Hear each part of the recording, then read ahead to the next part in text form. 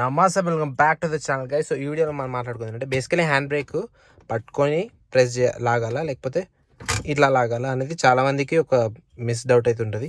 So మనకి దీంట్లో మాట్లాడుకునేది ఏంటంటే నువ్వు రోజుకి ఇట్లా ఎన్నిసార్లు లాగినా హ్యాండ్ బ్రేక్ అయితే ఖరాబ్ అవ్వదు. చాలా గట్టిగా లాగితే వైర్ ఉసిపోయే ఛాన్సెస్ ఉన్నాయి. సో గట్టిగా లాగే వస్తున్నాయి. బేసికలీ ఈ రాస్టింగ్ సౌండ్ ఏంటంటే ఈ మెకానిజంలో హ్యాండ్ బ్రేక్ అనేది రాస్టింగ్ అండ్ పోల్ మెకానిజం మీద ఇన్బిల్ట్ అయి ఉంటుంది.